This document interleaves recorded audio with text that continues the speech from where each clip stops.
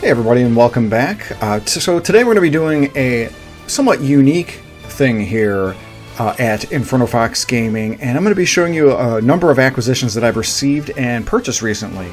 Now, I normally reserve these for some of the shorts that I publish, but with this many in such a short time, I figured having one dedicated video would be a cool way to do it. And plus, I figure it's a nice way for you guys to see what I've had pre-ordered for some time, as well as managed to pick up from a couple of my really good friends.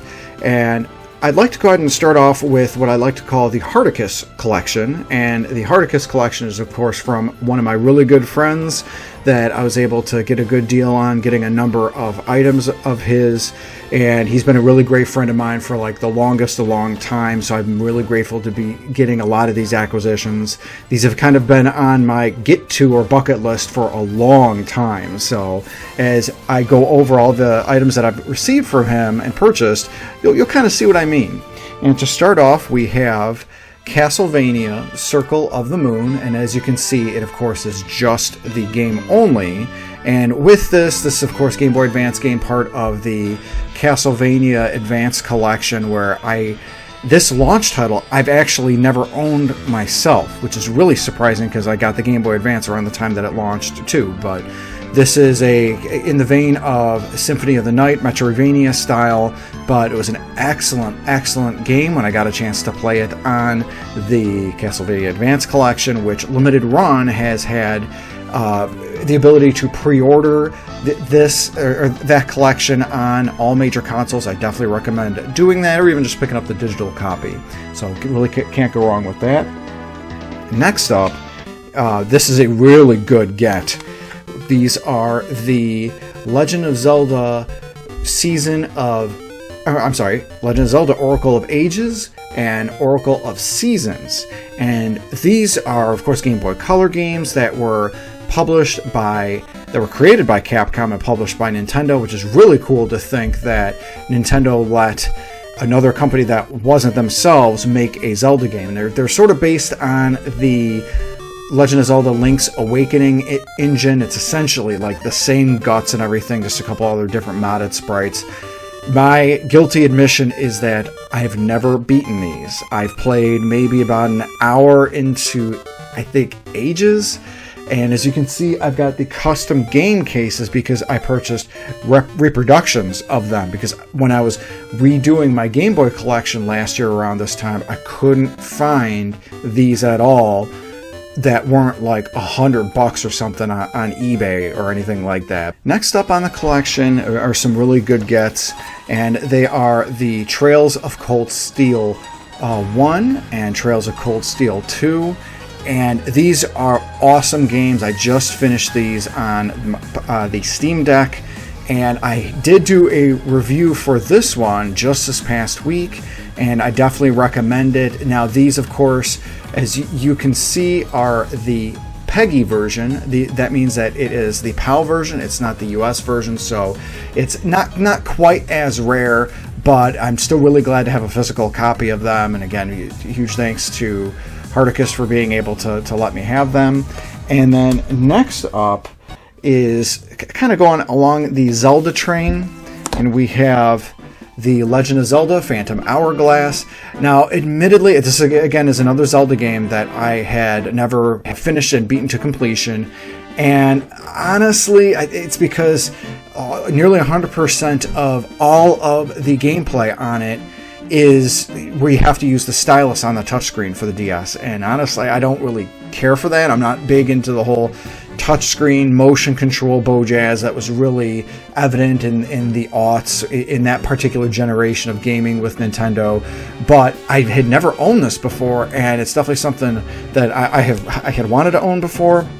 And now I need to try and find Spirit Tracks so I can say I've got all of the DS games on, or all the Zelda games on the DS, because I got them all for the 3DS, I think, except Triforce Hero. So yeah, I guess I have to pick that up. Next up for the DS is another sequel of sorts, because of course, if Phantom Hourglass is a sequel to the GameCube's Wind Waker, then Final Fantasy XII is a sequel to Final Fantasy XII Revenant Rings is, of course, a sequel to Final Fantasy XII.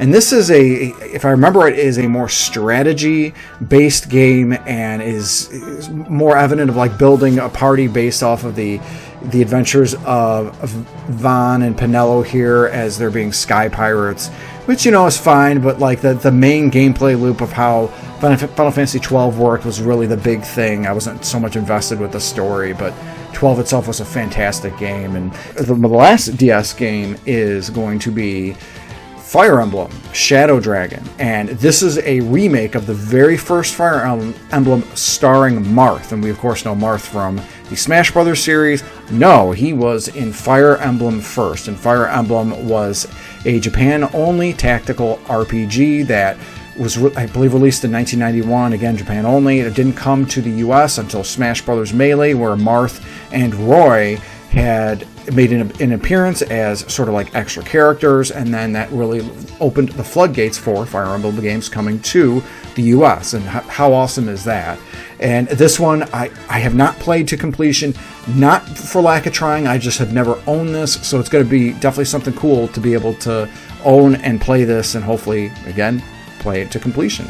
So these last two from Hardicus in his collection are, in my opinion, the biggest gets, even bigger than the Zelda games on the Game Boy Color. And these are no slouches, and even bigger than the Shadow Dragon, which, again, that's awesome, fantastic get. But this second to last one, Castlevania Symphony of the Night for the PlayStation 1.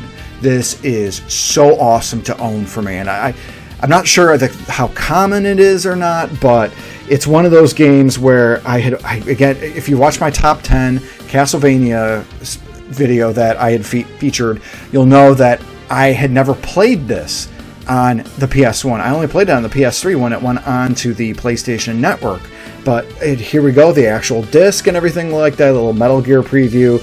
This was such an awesome, this is the best Castlevania game, and it's so awesome to me to be able to own this, the original, the physical copy, and hopefully Hardicus knows how much that I will make sure to take good care of this and all the rest of the games. But if you can believe that what is coming next surpasses everything else, it is probably the best game ever made. And I don't use that term loosely.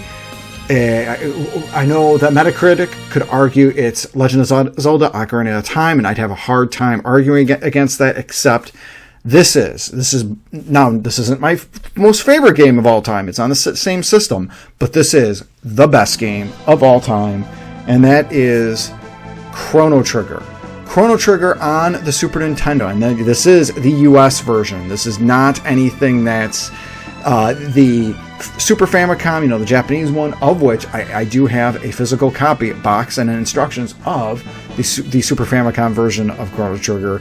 No, this is the US one, and I'm so thrilled to own this because, surprisingly, even though I beat this many times, I had borrowed it from a friend, one of my buddies named Lester, back in 8th grade. He had it, and I played it to completion so many times, New Game Plus for a while, until Lester bugged me for his copy back, and how dare he want his own game. But it's nice to, funny enough, surprisingly own a physical copy of this, and as a bonus, Hardicus had made sure to keep and have the instruction manual. And maybe it's a little beaten up, and that's okay. Both it and the game are going to be going into its own case that I've ordered from CustomGameCases.com, and I've got a lot of some of the games that I have, like the Dragon Warriors 1 through 4, Soul Blazer, the original cartridges, where I order custom game cases for those, and that's where this is going to end up going. Also, there's room for an instruction booklet. I know there's a way in Etsy you can have services print instruction booklets. I might bite the bullet if I've got any extra money and do that for some of the other games. Like I said, I have. And these custom game cases where I didn't have the instruction booklets, I don't know, I'll have to think about that. But very happy with this get. And again, huge thanks, Hardicus, for being able to open your video game collection to me. And rest assured, I'll do everything that I can to take really good care of these items. So for the next series of games, they're all going to be for the Nintendo Switch, and they are all acquisitions I've received in like the last month. It's been really crazy where I've had a number of pre-orders from like VGP and other sites and everything where they've had openings where they've done reproductions, or perhaps it had been a long time pre-ordered by me, but like this next game I'm about to show only just released this past month, so that's why it and then a whole bunch of other games I'd pre-ordered for a long time just came in. And that game is going to be Baten Kaitos for the Nintendo Switch, and this is a remaster of the GameCube games, both entries. I think maybe one was GameCube and two was the Wii, or maybe they both were GameCube. I apologize, I don't remember offhand. And these are interesting because they're card-based RPGs. This remaster, if I recall, isn't like going to be like the best one insofar as it's still only voiced vocally but in Japanese, but everything, of course, is in and available for English text. So at least you know that's something. So that's pretty cool. The next one that was not within, actually this one was within the same pre-order, but I think was available for a while now. It only all just shipped together, and that is going to be the Bloodstained Curse of the Moon Chronicles. And this is cool because this is essentially Bloodstained Curse of the Moons 1 and 2 in a physical copy, but it's only in Japanese on the back. And I want to say that there is a language selector, like where you can of course change it to English if you want to, so of course it would still be playable. But I couldn't miss a chance to be able to get a physical copy of this particular game, because this is what I in my top 10 Castlevania series video, I kind of called this like the RC Cola of Castlevania games, because you know it reminds you of that tasty Coca-Cola taste, but it's not quite the same. But regardless, these were really good games and fun too. That kind of that classic NES 2D platforming style of like Castlevania, not the Metroidvania exploration style that the Bloodstained Ritual of the Night was. The next one was not part of one of the pre-orders. It was actually something that Limited Run reopened more production to VGP, and I am featuring this in a future video, but I had to snag a copy out of this because I missed it before, and that is the Double Dragon and Kunio-kun Retro Brawler Bundle. Retro Brawler Bundle. This is an awesome collection because, of course, if you're from the States, you know that Double Dragons 1 through 3 and then River City Ransom were all part of like that Technos or Technos Japan sort of style or gameplay, but other games like Super Dodgeball as well were kind of part of that, and Crash and the Boys. This has all of that, plus 12 additional games that we never got here in the States.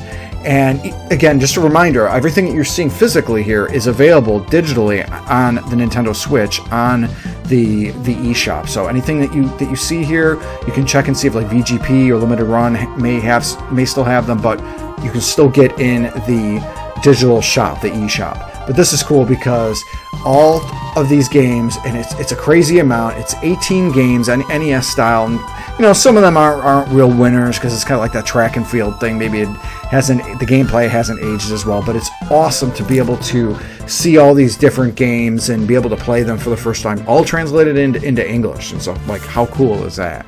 This next one was something that came about a month or two ago, and this one was something that released in the digital store at least a year or so ago. It had to have been. I know the second one is coming in October digitally only. I'm waiting for the announcement of a physical copy, and that is Front Mission First. And this is a remake or remaster of a Super Nintendo game, I believe. I think it was Super Nintendo.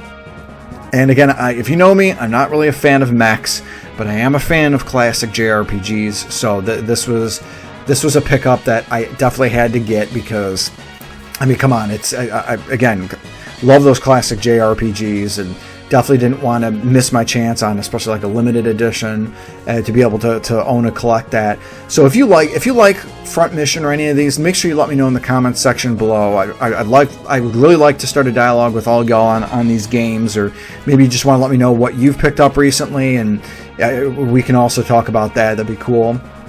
The next pickup, though, is something I've been hearing a lot of buzz about online, especially when it released, and I had never heard of it when it originally came out on the Nintendo DS. I don't know how... It's not really sad of me to not know of it so much as it is an indictment of where I was at personally with video games in the aughts, like especially like new games. I've got a video coming out about that in about a month or so, and definitely want to make sure you subscribe and ring that bell for notifications so you can make sure to catch that. But this game is, of course, Ghost Trick for the Nintendo Switch. And again, hadn't heard about this. This is about the main character here. Spoiler alert, he's dead. He dies, and I think it's something that happens within first few minutes of the game. But it's a cool gameplay loop where he ends up getting help from another detective. It's this young lady right here, and he needs to help and clue her in on the whereabouts and the happenstance of his death, as well as other things going. And it just, the whole premise of that just sounds really cool, and it's definitely something that like I could get into. So you of course had seen how I got the Trails of Cold Steel 1, and then you saw I got the Trails of Cold Steel 2. Thanks to VGP, I was able to pick up physical copies of Trails of Cold Steel 3 and 4, which this is really cool to have physical copies of these. I just started playing this guy right here on the Nintendo Switch. I admittedly am being a little distracted by another Switch game. Again, this is available on the PlayStation 4/5, but another game available for PlayStation 4 and 5, Sea of Stars, I'm being highly distracted by, so I've had to put this to the side as I'm working on and finishing off. Also kind of fitting in a little bit of that F-Zero 99, but I'm really happy to have physical copies of these, because after getting these two, my Trails collection on the Switch is complete, because I also picked up a week ago or so the Nayuta Boundless Tales. This is like an offshoot game, the Legend of Nayuta Boundless Trails, but it is part of the Trails series, and this one plays more like an action RPG, whereas the Trails series plays, again, more turn-based. And so this is funny because it's got the look of the Ys series, because of course they're all made by Falcom, but this one being Trails, but yet action RPG style. I just think that's pretty cool, and I'm definitely looking forward to getting into those games. A lot of them are like 40 plus hours, so there'll definitely be a lot to eat away time, just in case there's a lull of good releases, which 2023 is not having a problem with. So the last few pickups are just general pre-orders that I have had that I've been kind of waiting for a while. And this first one is going to be Neon White, which I just got a couple weeks ago. Funny enough, I pre-ordered it from Target, and this is another one of those indie games, and it's kind of like the parkour action style of gameplay, where the more moves that you're able to put up, the more you're able to, like, I guess, get more score or be able to do more damage or something. As sad as it sounds, I don't know the entire gameplay loop of it, but I know that this was kind of like a sleeper hit from 2022, and I'm definitely really interested in seeing how this game is gonna go. The next it was not a pre-order of mine, but instead was another limited run. Hey, we're going to make more of these for VGP. If you're interested, go ahead and order it. And I missed the boat on getting this. I'm like, oh, just like the Kunio-kun collection, I had to pick up a copy of that, and that is Quake 1. And this is the Quake 1 remake by Night Dive Studios, and of course, published by id Software. Awesome. This and Quake 2 remastered, absolutely fantastic games. They're $10 each, and you can play online against people, and it looks it kind of, the best way to describe this in Quake 2 Remaster, which Quake 2 Remaster, the digital just came out like maybe a couple months ago. These games play like how you remember them. You know how that nostalgia fog, like you sort of like put up in your mind how a certain game looks, and then when you go back to it, like when GoldenEye re-released for the NSO expansion, and you look like, oh, that doesn't look how I remember it. These remasters of Quake 1 and 2, they look like how you remembered it, and they look awesome. I cannot recommend Quake 1 and 2 enough, because not only do you get the games, the base games, not only do you get online multiplayer, but they're chock full of additional content, like whole new levels, whole new campaigns. This has Quake 64 in it, like a whole game that released on the Nintendo 64. It's in it, just like Quake 2 has Quake 2 64 in it. You can't go wrong for $10. This physical copy from Limited Run sold through VGP was not $10. It was $35 because, you know, I'm an idiot and I have to have a physical copy of this. But digitally, it's Quake 1's $10, Quake 2's $10. I highly, highly recommend it. And you really can't go wrong with this game here. And last but not least, Tunic. This is a pre-order that I've had for a while, and this is the physical game, but kind of came with a larger box where it actually had the indecipherable instruction manual with it, and this, of course, is kind of styled over that 2D Legend of Zelda gameplay. Very, very, very cool. I've also heard it's very hard. I have not played it yet. It's almost sacrilege at this point, especially like. This is if you guys are keeping score, this is the fourth like 2D overhead Zelda or Zelda type gameplay game I featured that I haven't played to completion, and they're all excellent games. Well, maybe Phantom Hourglass, the least of them, but it's still Zelda, and you know, still good for what it has. But this is, for everything I've heard, this is very hard, but this is awesome. I should definitely take some time to be able to get into this and play this through. I'm definitely looking forward to that. And that is my crazy amount of acquisitions that I've gotten recently. But let me know again what your acquisitions have been, or if there's anything about these games that you'd want to discuss in the comments. Again, thanks again for sticking around and checking out my collection. There's going to be an updated game room tour at some point, and you'll see all of these, because since my last video game room tour, I've had a number of adjustments and changes. So thanks again for watching, and have a great day.